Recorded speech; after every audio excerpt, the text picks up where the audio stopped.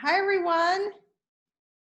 Welcome to our webinar on what boards should be doing. I'm Leslie Banis with the Community Foundation of North Central Florida. Appreciate all of you joining us today.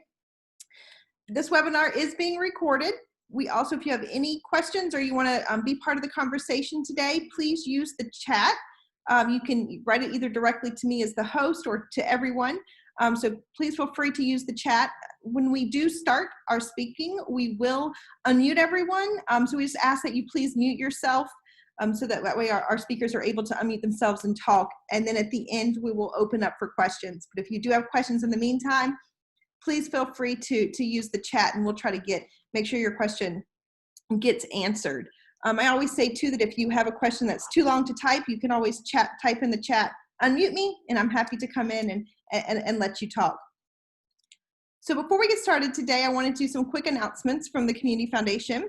Today we're talking about what board should be doing during crisis, but the Community Foundation, our Center for Nonprofit Excellence, does a lot of trainings with governance and board of directors and what your role should be in general. So we do have our Board Academy, which is our half-day training that we do on what your board should be doing. You're able to get a certificate when you're done, and it's about your role as a board member.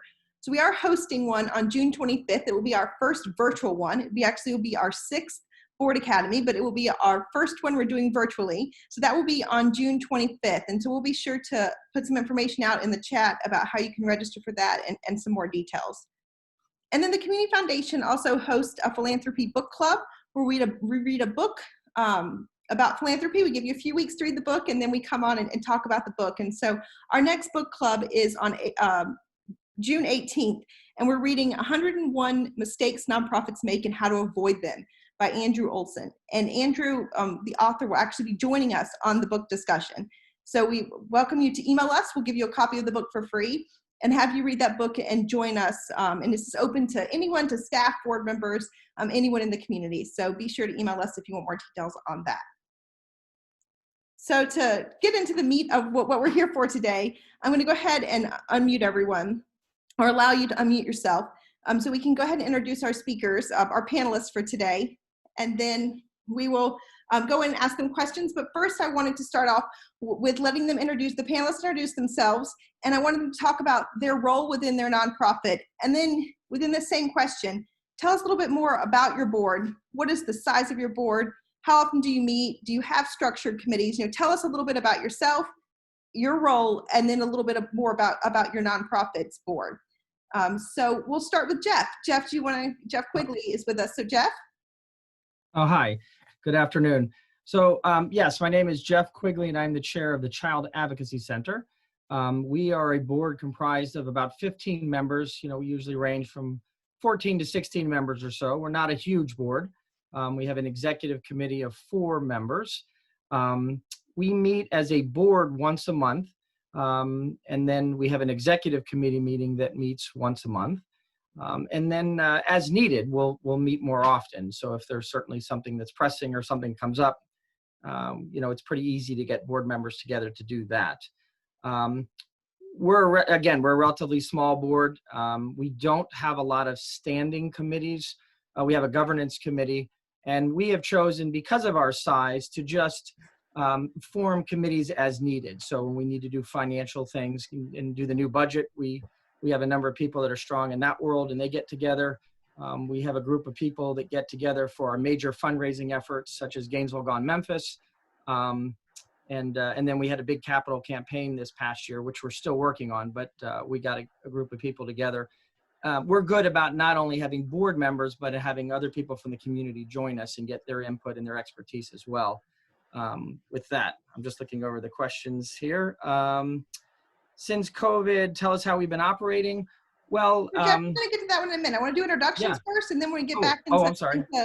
What you guys look like now. So just do some quick introductions, and then we'll get into COVID. So, Guy, do you want to go next? Sure. Good afternoon, everybody. My name is Guy Jopling. I am the Chief Volunteer Officer for the North Central Florida YMCA.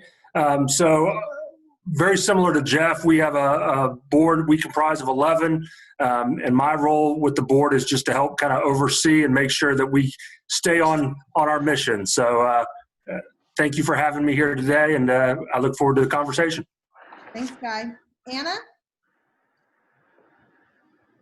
Hi, everyone. I'm Anna Prizia. I'm a co-founder of the organization.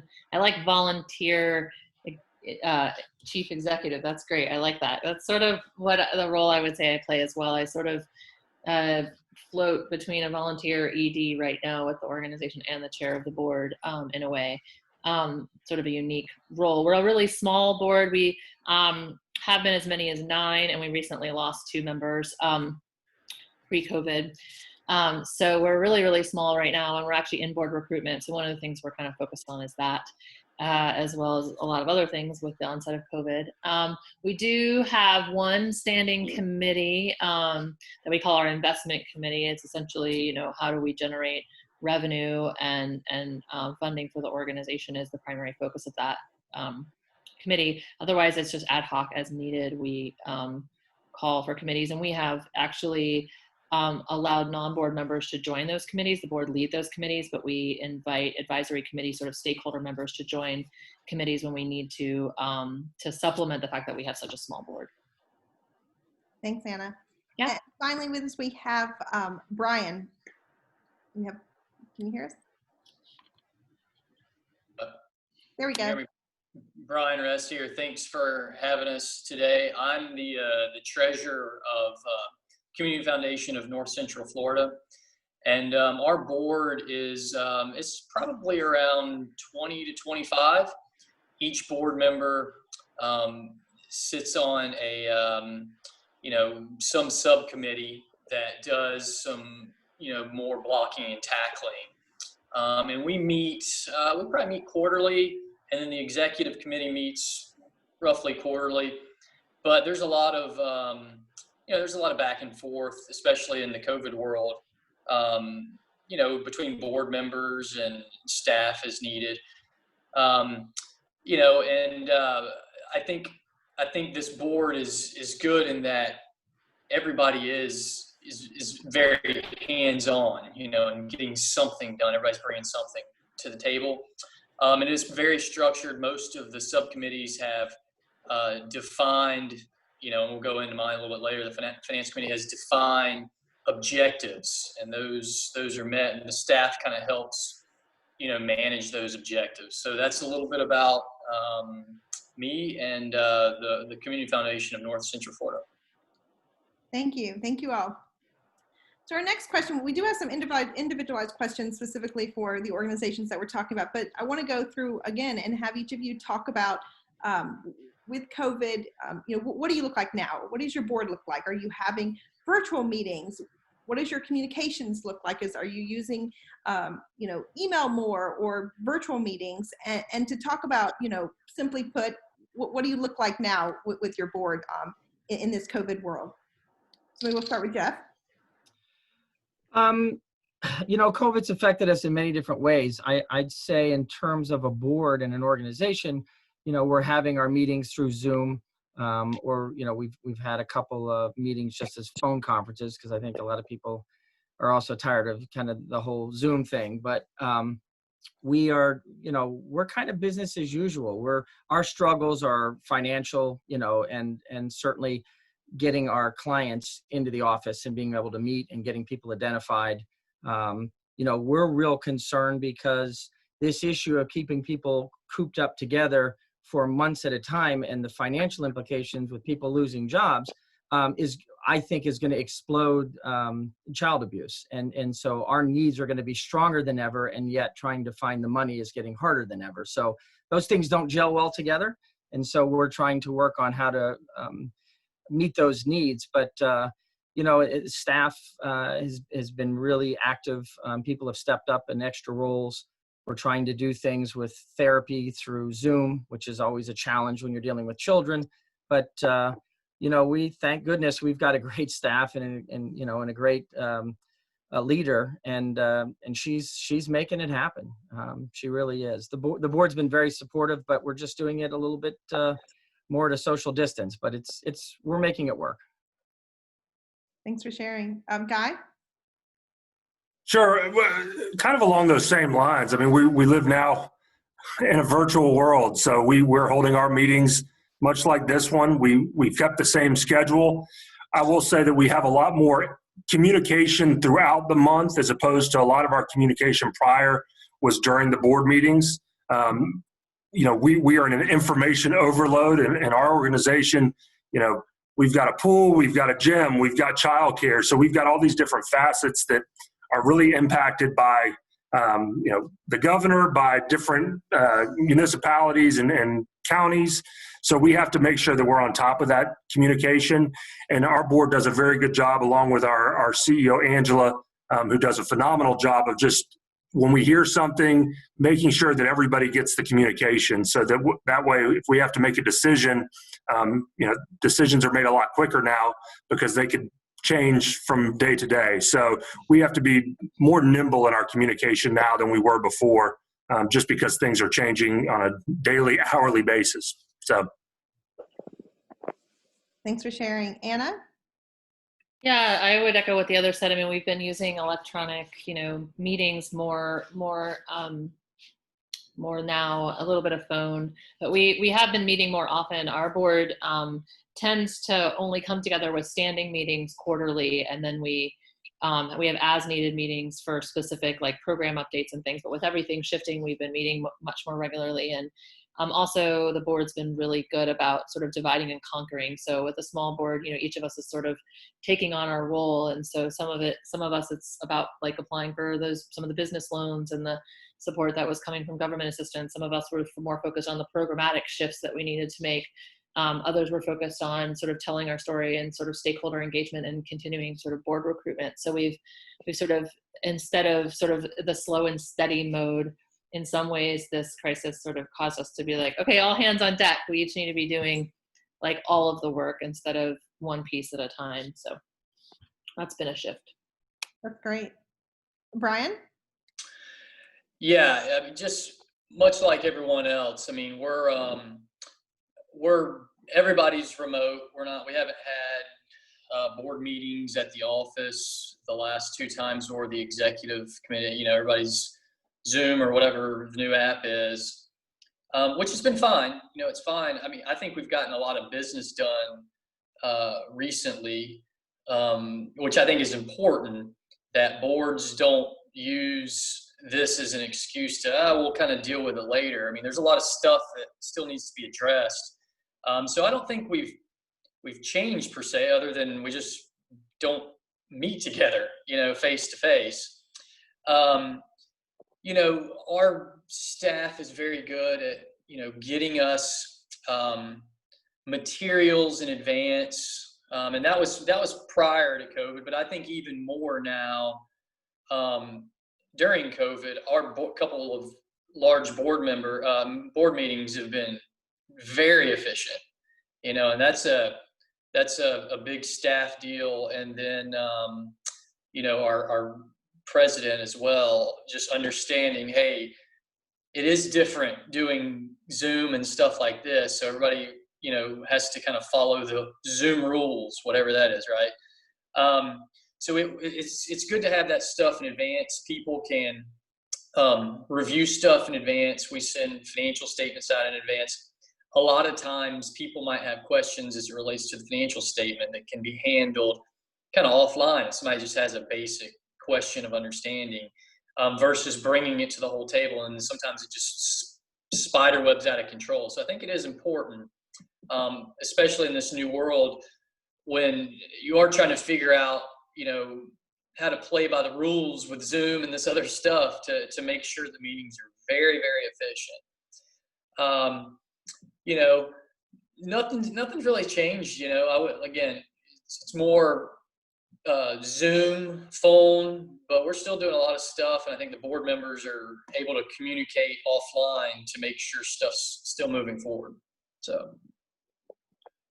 Thank you. And I think getting that information out is key, even outside of COVID, but definitely in the world we're living in. Gone are the days that you can read the meeting materials right before the meeting starts. So thank you for sharing.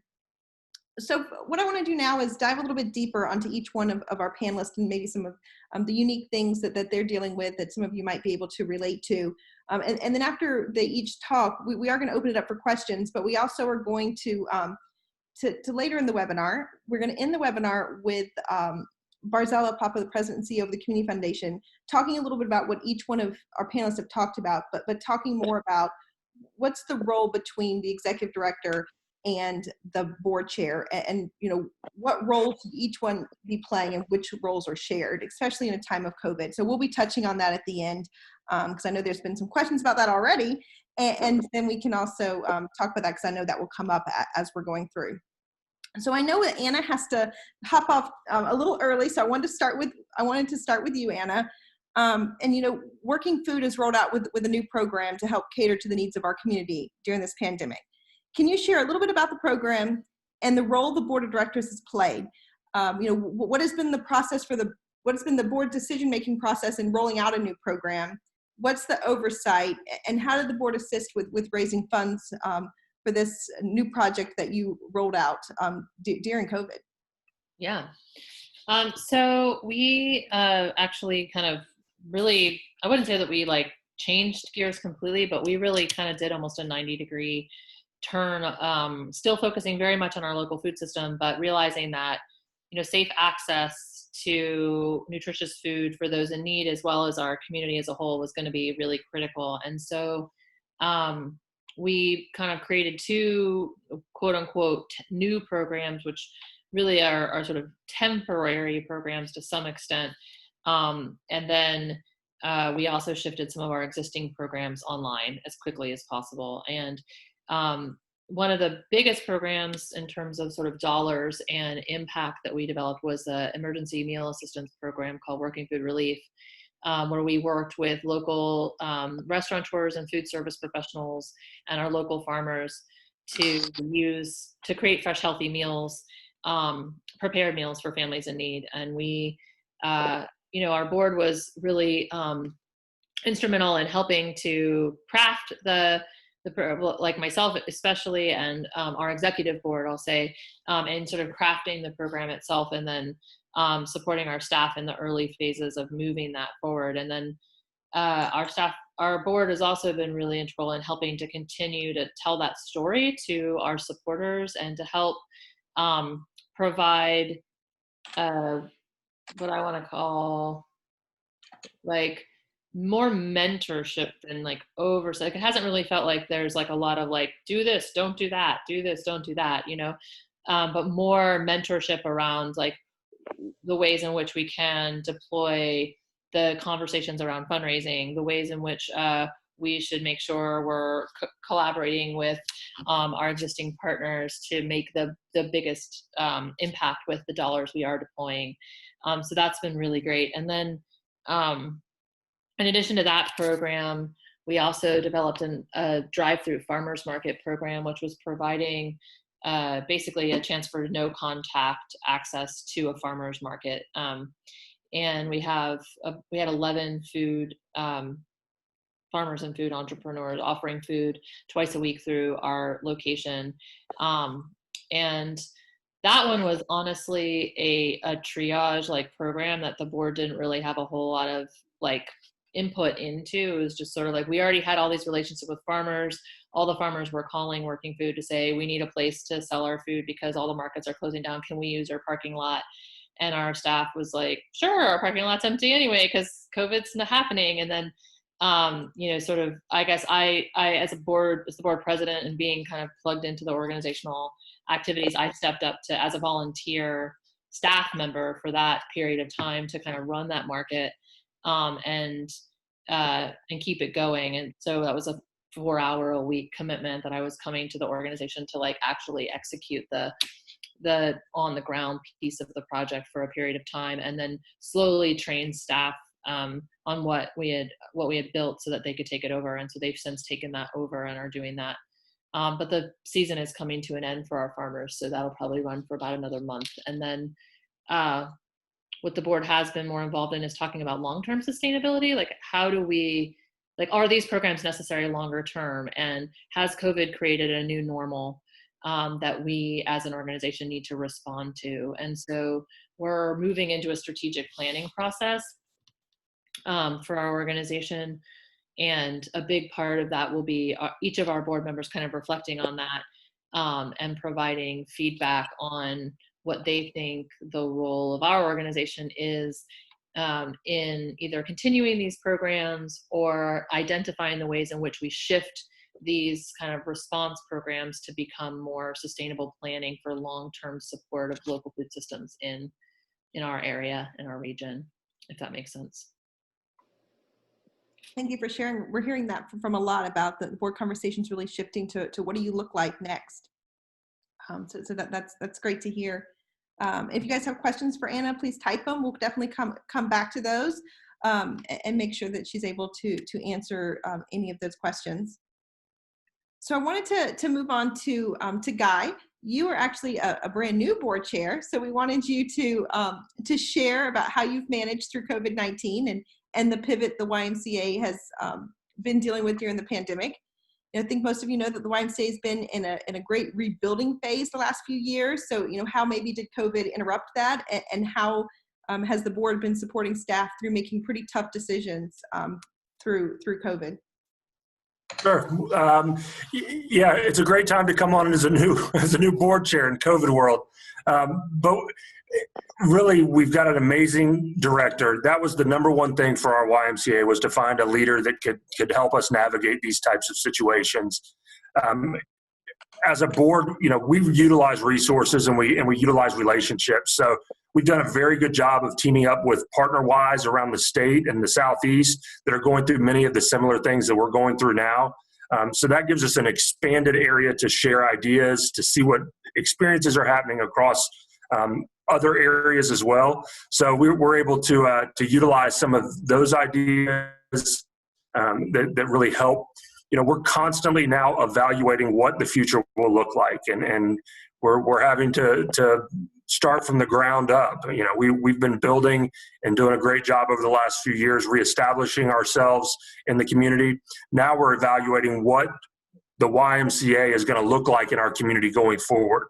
There's going to be more virtual. The impact that it's going to have on our children and youth and our communities, the health of our communities are all going to be impacted by this. So we're as a board, we're really looking at ways that we can impact our community, even if it's not traditional Y ways that Y has always done it.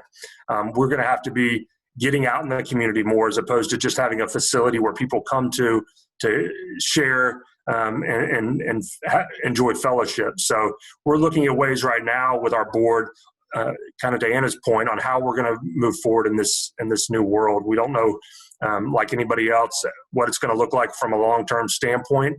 But we have to be agile. We have to be able to meet the needs of the community, because those needs are going to continue to grow, and we have to be there for those individuals in the community.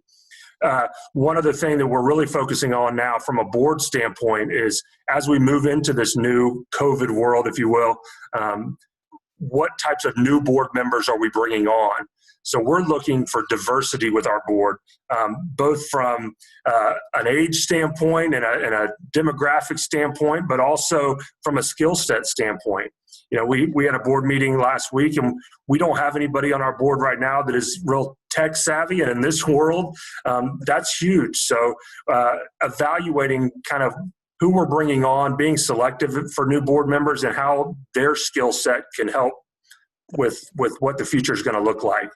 That's really helped us navigate a lot through the financial piece, through the paycheck protection program, some of those things, really diving into the budget, looking at cost savings. We've got a couple bankers like myself on the board, which has helped that aspect, I think. And so looking for other board members that we can bring on that have the skills to help the staff and help the CEO navigate some of the things that might not be anybody else's kind of skill set there. So those are some of the things that we're doing now that I think are going to really help us, no matter what the next phase looks like, getting the right people on board and sharing the responsibilities of the board, and bringing on specific skill sets that will help do that. Thank you, Guy. I love the theme here, is weaving together about, really looking into the future, and the board members really kind of staying high level and really coming in to support staff. So I wanted to move to Jeff. Jeff, your board at the Child Advocacy Center has been a beast in a good way with fundraising. And right before COVID hit, you guys completed your capital campaign. And I want to talk a little bit about that, about how you reached that goal and how the board played a role in helping staff fundraise and help the organization fundraise. And then maybe go into a little bit about how you've managed to support your staff through COVID. Sure. So we set out last summer to raise $1.6 million in our capital campaign. And actually, it's not complete. The goal was to raise it by the end of this June. So I've got another month. But we're very, very fortunate. We came up with a couple of strategies, which I'll share. But we got a group of people together that are not only board members, but also community members. And we kind of looked for who in the community is tapped into the kind of people that we need to talk to. Because you can't raise $1.6 million when you're asking for a $25 check. It just doesn't, it's never going to happen. And so the very first thing we were able to secure is a gift, a matching fund gift. And we had an anonymous donor give us $400,000, which, when I can go to somebody and say, if you can give me 10,000, I can effectively turn it into 20. That made a big difference. And so a matching gift opportunity, I think, was very enticing to a lot of people. We were able to raise somewhere a little over it was about $870,000 by January. We were able to pay off our building, which was part of that goal. Our goal was to pay off the building, have a reserve fund for air conditioners in the parking lot and just general maintenance and computers, but also to have money to increase services. We have an opportunity in our world where somebody will, if we spend the money, they will reimburse us. But if we don't spend it, we won't get that money. And so we want to provide more services. We have to have the money to lay out. And then every year that can get replenished. COVID happened and that effectively kind of shut down our campaign for the last 3 months.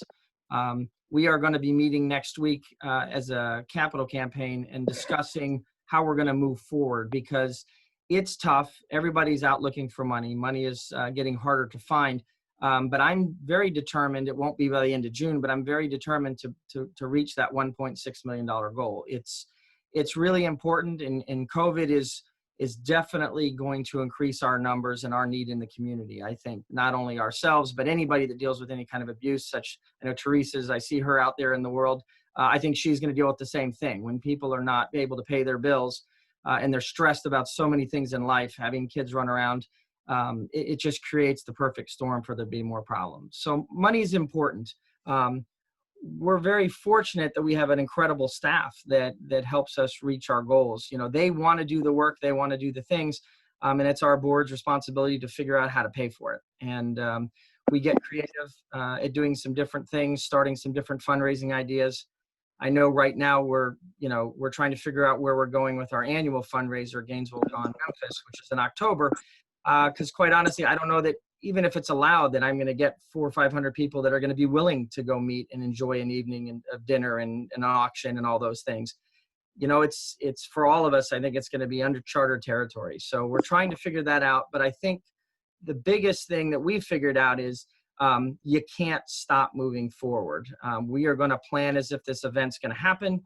We will try to figure out some contingency things. I know we're meeting with that next week with the one planner that helps us set up the event. But we're going to continue to move forward and try to get the big dollar donations that we need because it is going to be harder to get those $50 checks from people. But for the people that truly have it, have the money and are not as impacted as a lot of, or most people, if they're going to give it, they're going to give it to a charity, and you might as well be first in line to make the ask. Our board has been very active. If they wouldn't serve on the committee, it's asking for money is not everybody's thing. I mean, it's tough to walk up to somebody and ask them for a $10,000 or $50,000 check, but our board has been very supportive in giving us names of people that would be interested or setting up a meeting and if they don't want to be a part of it. So there's lots of different ways that board members can get involved outside of being able to write a check or make a phone call. They can support us in many different ways. We had a member that had a great idea and said, hey, what we need to do is increase your monthly giving and ask somebody, will they be willing to give, donate $50 a month or $25 a month. Well, that adds up. And if you get 100 people to do that, that can add up to some significant money.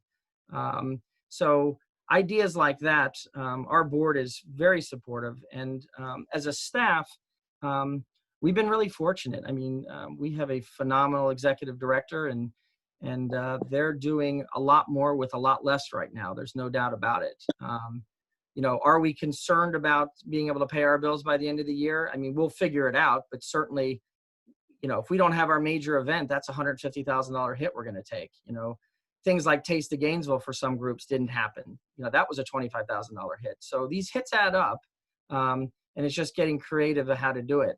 I've noticed quite a few groups are doing virtual kind of things, fun runs and things that are virtual, which I think is very creative. I don't know how successful it's going to be, but at least it's a creative attempt to keep our name in front of people, keep our mission out there, and keep it moving forward. But yeah, the capital campaign has been successful.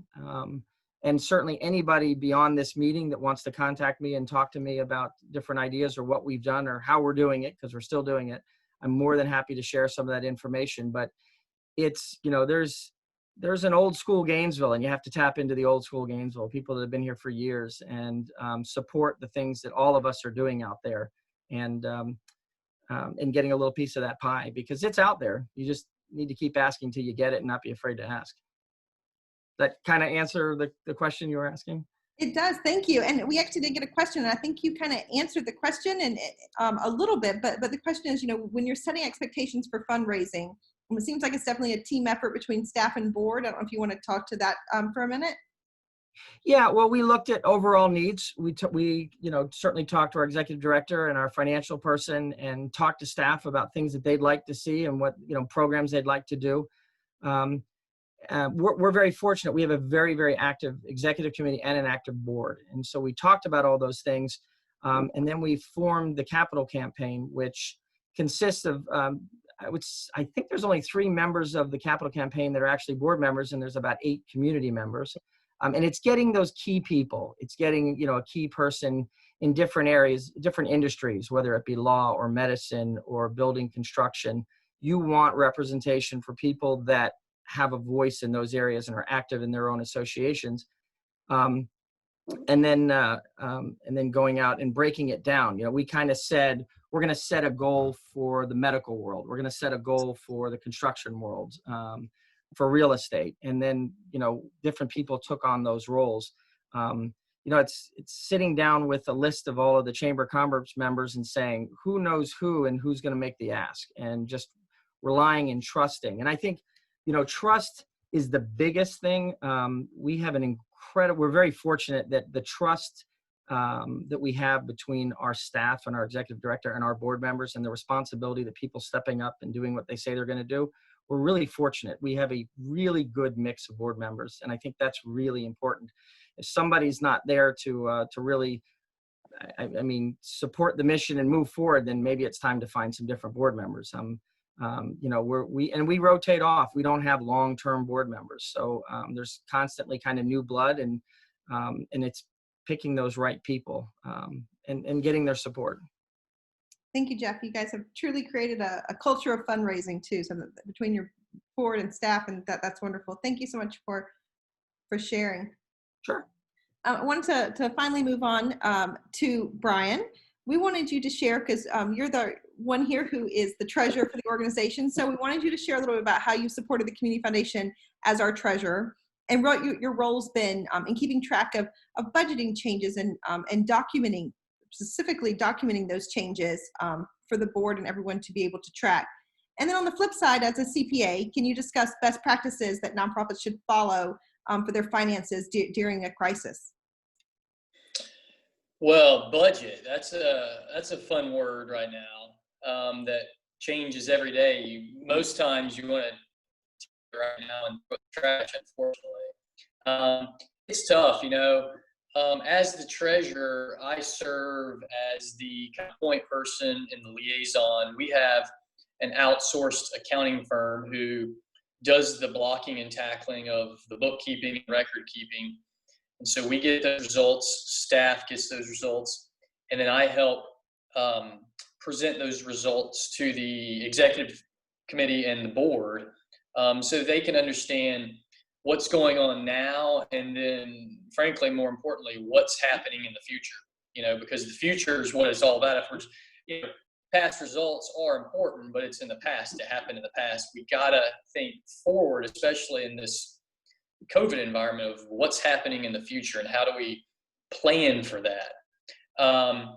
And we've got a fantastic staff that helps us with the record keeping. The staff predominantly is in charge of creating the budget. It's approved clearly by the board, but the staff knows the business. The board is at a higher level. So the staff drafts the budget, and then it's reviewed, and we go through that process. And again, right now, it's changing all the time. It's a static number, but how you present that to the board is very important. And I think it's very important that the treasurer and the finance committee is very transparent of what's going on, and thinks, because if you look through your financial statements through, say, March or April, maybe they're not that bad, right? But as it starts moving forward, people, organizations are going to be punished. Not that it's their fault, but the numbers are going to be punished. And the more transparency you add to that up front, just the less painful it's going to be with discussions with the board members. And in most cases, it's not staff's fault. If organizations have whatever it might be, bonuses or anything tied to specific performance, you need to address that stuff now, because you can't, punish a really, really good employee for something that they couldn't handle. If they said go out and sell X amount of cars, you can't sell any cars, but you're over here doing this other stuff. Well, you need to change your performance matrix.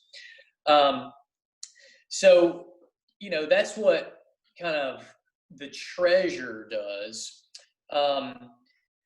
What, as a CPA, that I would suggest organizations do is talk to banks. If you have loans that are out there, most banks are kind of rubber stamping forbearance or deferrals, because many organizations, it's a timing deal, where you need some relief for a few months, and then maybe things kick back, or you're able to cut some costs. And something as simple as talking to banks, credit card companies, and saying, hey, what can you do for me for the next 3 months? That's a very nice, easy start. The next thing is, everybody's probably heard PPP. It's been ran through the media, up, down, left, right. We were kind of out in front of that. And so our organization, looked through that and, address it. Because if you're just reading something off, social media, or, an article, a lot of what you read is not true. And so make sure you fully address PPP and what it means to your organization. Because it came out and it was pitched as, it's just free money, right? And so everybody applied, and then they completely shifted gears, the SBA did, and said, it's not free money, and you can't have any access to capital. And they really changed the rules, and that just made everyone fearful. And my concern with that is, with our organization, and then even clients that I work with, a lot of people got so fearful that they ended up saying, well, I'm going to give it back. And if you go through and you feel that's necessary, that's fine. But I think there's certain organizations that maybe gave back the money just out of fear. So really understand the PPP program. There's other SBA programs. Talk to the Community Foundation. The Community Foundation, our website has a lot of stuff. We've had to change gears and basically understand what's out there. We're spending a lot of time doing that. So talk to, sit down and spend some time with our organization and say, hey, what is out there? There's all types of programs that are out there at the federal level, state level, and even local level that can help you out, and so go through every single one of those. Donations are going to drop. There's new tax laws, unfortunately, that came out that are not going to be favorable in some cases, and then just the overall economic environment. Go through your budget, start combing them, talk to your vendors, see if they can do anything, because you are a nonprofit. In most cases, you can talk to vendors and they'll work with you. They'll work with you if you have a long-standing relationship with lawyers, CPAs, whatever. In most cases, they will work with you because you are a nonprofit, right? So that's the main thing. The other thing is, not maybe CPA driven, but I think it kind of intertwines in this technology environment. I think it's also important to spend some time and review the threats that are out there as it relates to moving documents across the internet that otherwise you wouldn't have, right? If everybody's meeting together and you don't move documents across, completely different world. There are a lot of opportunities for people to get your data and do stuff with it. So make sure you're talking to a board member that has some IT experience, or if you outsource your IT, make sure at least it's being addressed. It's hard to go through when you're trying to cut costs and spend a bunch of money on IT, but it's something that it must be addressed. So that's basically it. I mean, I think the main thing is communication and transparency from the staff level to the executive level to the board, to everybody throughout the organization needs to be very transparent and understand what is going on very early, because if you wait too long, then everybody gets frantic and nothing can get done. So that transparency is very helpful in this time to make sure everybody's is aware of why and how do you fix it, Thank you, Brian. Definitely saw some themes between all four of the organizations, so we definitely appreciate all of you sharing. I want to move on to our next section that we're going to be doing, but if you do have questions, our panelists, those that are able to stay are staying on, so you can continue to type any questions in, but I wanted to hand it over to Barzella Papa, President and CEO of the Community Foundation, to talk more about the roles. Barzella, can you hear us? Yeah, can you hear me? Yes. Okay. I keep getting an internet unstable notice, so I can't hear me, and I should put the picture back up. But thank you, Anna. I know that you had to leave early. Thank you so much for joining us. Thanks for having me. So at this point, I wanted to just give basically a brief summary of if you're a board member, what you should be doing right now. If you're an executive, what you should be doing right now. I think a lot of these topics have already been touched on, but I wanted to reiterate. And then also I'm going to give you guys a little pop quiz.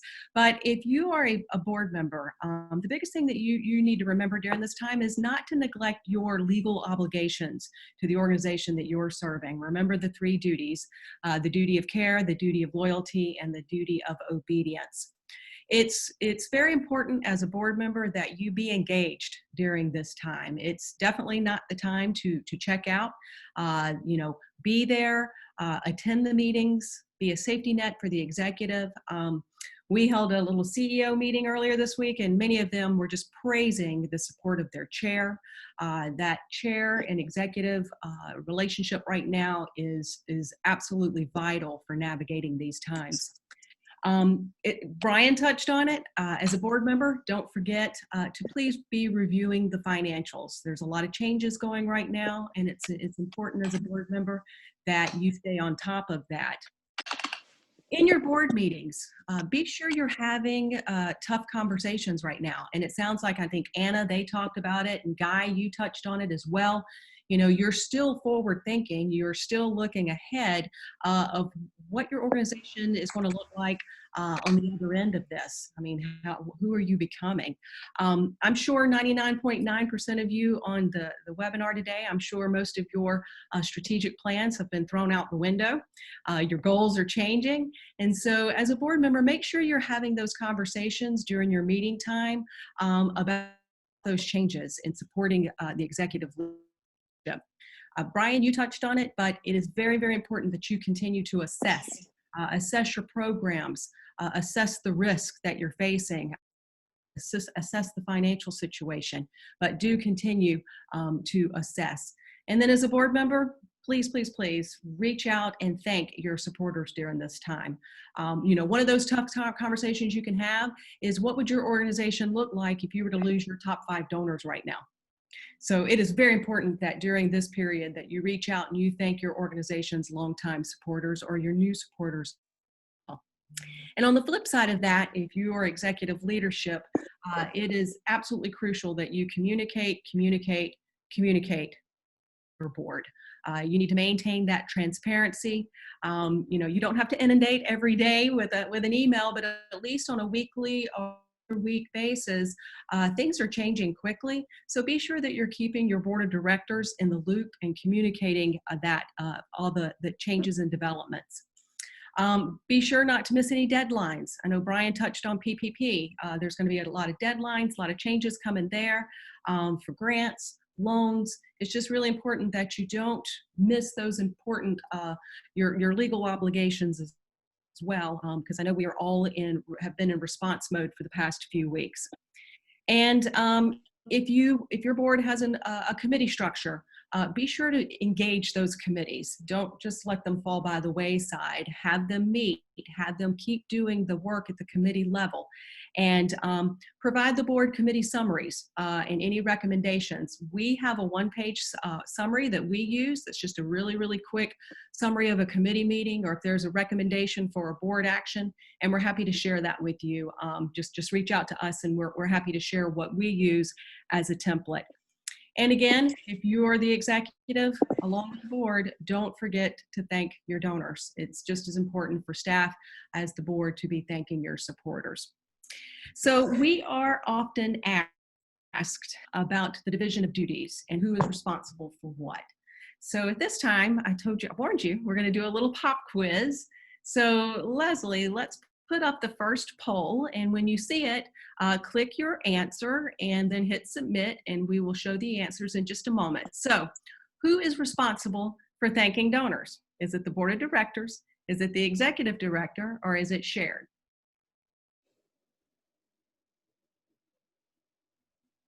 Do about 5 more seconds. Let's see how y'all do.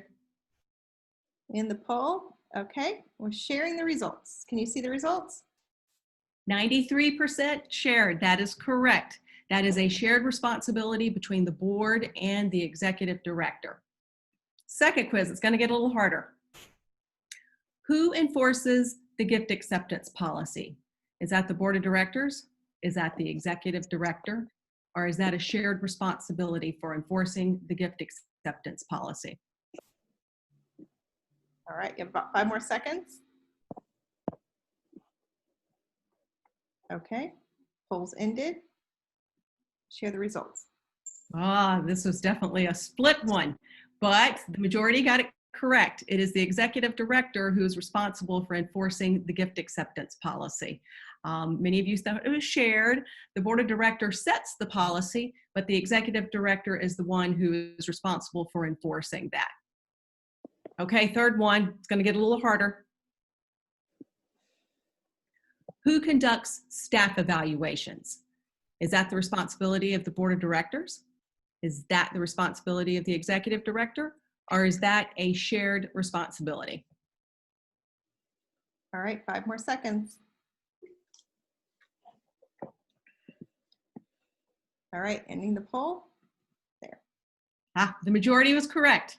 It's the executive director who is responsible for staff evaluations. So really quickly, I'm going to share with you a little one. Final one, Barzella. Do you want to do the last one? Oh, there's one more? There's one more. Let me see it. Let me see if I can get it right. All right. Oh, yes, I forgot. There is a fourth one. Who is responsible for selecting board members? Is that the board of directors, the executive director, or is that shared? All right, 2 seconds.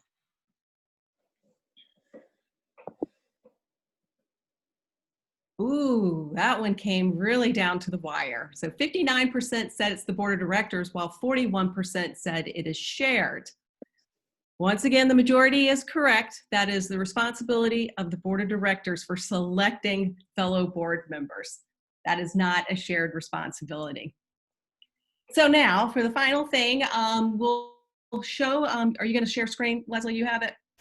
So many of you know that in December, pre-COVID, I was able to attend the governance training at Board Source in Washington, D.C., and they're the leading authority on board management, board governance. So I wanted to share this with you as a reminder of the division of responsibilities, and we're happy to send this out later. So you'll see there's 3 buckets. So the board of directors, if you're a board member, here are your responsibilities. You're responsible for hiring, firing, and most importantly, evaluating the CEO or the executive director.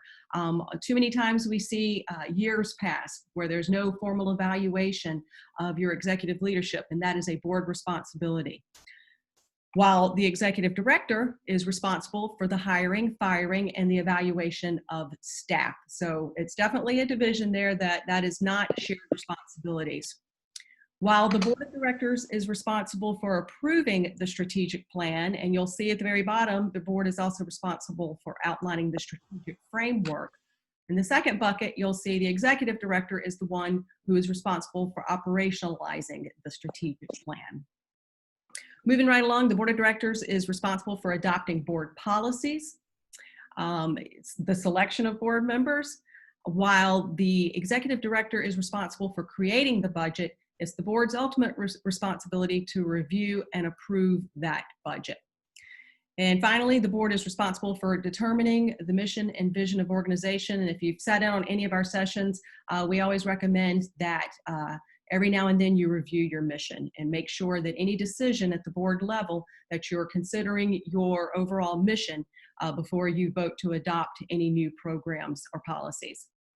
Executive director, in addition to those things I've already shared, they are responsible for managing the fiscal and program resources. They are responsible for developing new programs, and they are the ones that are responsible for enforcing the gift acceptance policy. And then finally, together, shared responsibilities together, the board and executive director are responsible for the fundraising component of supporting your organization, generating the organizational values. Together, they should be thanking their donors and supporters. Together, they should be orienting new board members. And, you know, we're a big advocate of not just one board orientation, but that the orientation process should be an ongoing event. Together, they set the board meeting agenda. That's usually the chair and the executive director working together to create the meeting agendas. And then together, the advocate, they should be advocating for the organization's missions. So again, we're happy to send this out to you. It's just a quick reminder. Oftentimes we do a little quiz where we have people put those in the right buckets. And so far, the one I sat in on DC and the ones that we've conducted at the office, no one has gotten 100%. So we'll be happy to share this with you. Barzella, we did get one question here about, is there concern if the board's sole responsibility for selecting new board members that the board could become a fun friendship club and lose diversity? So there actually should be a formal nominating process and procedure that should be part of your policies. Many organizations are moving to an application process. The board should be evaluating their demographics. I'm trying to remember, Guy, it was you earlier that mentioned talking about the diversity of the board. So the board needs to be evaluating themselves. Are they a reflection of the community that they're serving? And base their nomination process on the needs of the organization and to also fill those needs. So there needs to be a formal nominating policy and procedure and process by which they're going through.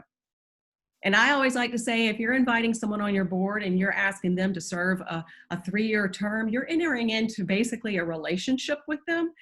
There's oftentimes marriages that don't last that long. So you need to take time and court that potential board member and vet them thoroughly to make sure they're going to be a good fit for your organization. That's great. We have a question. It's kind of long, so I'll try to summarize it, but they're basically saying, how do you ensure these roles and responsibilities in time of crisis? Many of us had hurricane relief plans, but not COVID relief plans. How do we worry about that and making sure everybody stays in their lane? That's a great question. Does anybody on the panel want to take that? I think that for us, it's a moving target daily. And I would say Sherry, our executive director, and I talk probably, if not daily, every 2-3 days, as well as she's talking to our treasurer and our vice president. We're just doing more communication, and we're having to solve problems kind of on the fly. I mean, there's no manual for this. We're communicating, and I'd say, and the trust we have between everybody to make good decisions has worked out really well for us. And Jeff, I think you have a key word that you keep using, and it's trust. There needs to be that trust between the board and the executive leadership. And you're right, we're all learning in this. I'll admit we didn't have a remote worker policy. Now we have one. Now we're working on that because we're learning as well, and we're looking ahead that we're taking what we're learning in this process and applying it for in the future. Mm-hmm. Thank you. If anybody has any questions, please feel free to unmute yourself as well. If anybody wants to ask Barzella or any of our panelists a question.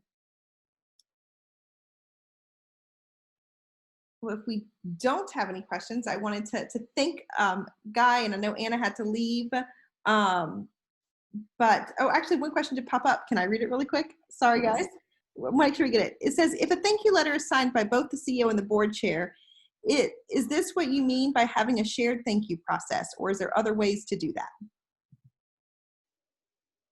That's certainly one way to do it. Oftentimes what we do is we ask board members to just reach out to donors that they may have a personal relationship and thank them, pick up the phone, call. During this time, we have members of our leadership team that's been reaching out to our donor base just to check in with them and see how they're doing and see how they're feeling. I know we've been reaching out to nonprofits as well, but that having just that extra touch, that's really what, I mean, you can definitely both sign your gift acknowledgement letters, but if there's a personal relationship, and Jeff, you touched on it earlier in your capital campaign, if there's a personal relationship, have that board member just pick up the phone on behalf of your organization and thank the donor for their support. It's great. Some people are writing in the chat as well. Well, thank you all for joining us. We appreciate, I know Anna had to leave, but Guy and Brian and Jeff and Barzella for speaking today and helping all of you. If you want to get in touch with any of the ones that are panelists, please reach out to me. I'm happy to share information and get you in touch with them or to answer your questions. I know we have a lot of board members on the call today, so if you would like to ensure that you're getting the Community Foundation newsletters, updates about what's going on, please reach out to your nonprofit staff to reach out to us so that we can get you on our contacts. If you haven't been through the Board Academy, we've sent about 150 local nonprofit board members through the Board Academy.